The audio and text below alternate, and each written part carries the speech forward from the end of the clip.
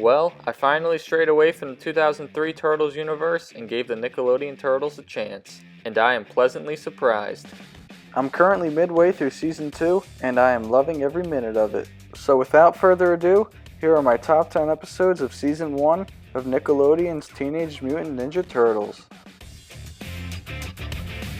First, I'd like to give an honorable mention to Baxter's Gambit. I loved Baxter's Maze of Doom, and it was cool seeing April O'Neil get her own weapon. Number 10. The Gauntlet. In this episode, April receives a warning from Pigeon Pete that a mutagen bomb will be going off in the city. The Turtles and April follow this pigeon to the Krang's base. An epic battle then ensues between the Turtles, Bradford, Zever, and the Shredder. Shredder ends up beating up the Turtles badly, but the Turtles escape. This episode ends up with the birth of Dog Pound and Fish Face. This episode sets the tone for what is to come between the Turtles and the Shredder. Number 9. Cries, Vendetta. In this episode, we learn that the Krang are really interested in April. We learn exactly why when April gets splashed by mutagen and is unharmed. The Turtles go towards an underground water Krang base when they are attacked by a sea serpent from Dimension X. The real awesomeness in this episode is the chase scenes between Cries and April. April ends up getting the best of Cries and successfully escapes. This episode really showcased that even though April is a young girl, she is just as skilled as the 2003 April. Number 8. Operation Breakout. April Tello is in full effect in this one. Donnie ends up going rogue to impress April by rescuing her father, but he ends up unleashing the beast, the one and only Neutralizer. At this point in the series, this was the first nickname given to an enemy by someone other than Mikey. It was Donnie. After a crazy battle between the Neutralizer and the Turtles, the boys end up escaping with April's father, but something just isn't right. Number 7. Enemy of my enemy. How awesome does an alliance between Cries and the Turtles sound? I mean, she is good at heart, and plenty of fans have loved Cries and Leo's relationship over the years. She ends up stealing a missile launcher from the Shredder for the Turtles as an act of trust, but the Turtles couldn't resist attacking the Shredder. This episode also was the debut of Steranko, who was a character that I really liked. Some really solid Foot Clan story in this episode. Number 6. New Friend, Old Enemy. This episode really embraced the fact that this series came out in the year 2012. I loved how the creators put Bradford, being Shredder's right-hand man, in a sort of knockoff Shredder outfit. It resembled the 1984 Shredder a lot. Chris Bradford is just an awesome character. I mean, he looks like Chuck Norris. Chris and Zever end up trapping Mikey, but the Turtles get the last laugh, sending them down the sewer. Remember, always be careful about who you meet on the internet. Number 5. New Girl in Town. This episode starts off with some classic Raphael versus Leonardo bickering. This leads to Leonardo putting Raphael in charge. When Leo goes off solo, he is greeted by some Foot Clan bots, along with a mysterious new character, Cries.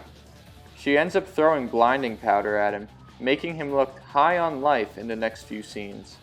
This episode shows some of the beginnings of Leonardo and Cries' strange love-hate relationship. They are certainly more lovey and less hatey in this show compared to the 2003 version.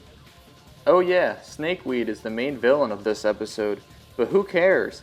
Cries makes her debut, and that is enough to put this episode on the list. Number 4. Turtle Temper. Judging by the title of this one, I'm sure any Turtle fan can guess who the main turtle will be in this episode. Pre-mutated Spider Bites, aka Vic, gets a picture of the Turtles while they are fighting the Krang. The Turtles end up breaking the phone and all evidence of their existence. I think Raph might just be my favorite turtle in the 2012 series, so this episode is great to watch. Splinter gives an awesome backstory about Tang Shen in this episode too. Number 3. Parasitica. Wow, This episode actually had me doubting the turtles. Usually no matter what the situation is, I always know that the turtles will end up being okay.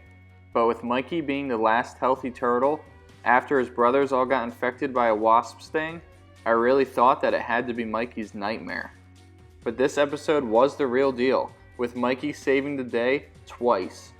He first was able to save himself and his brothers by injecting them all with a special antidote. Then, when more wasps are born, he ends up exploding them all with a Shellraiser missile. Mikey can be a little bit annoying in this series, but in this episode, it all works perfectly. Number 2. Rise of the Turtles, Parts 1 and 2. The first episode of the entire series, it was finally here. I remember being so excited for this debut for months. From the voice actor cast reveal to the release of the opening theme song, I was ready for this show. But it turned out that I had a baseball tournament the day of the series premiere, so I couldn't watch it until the next day.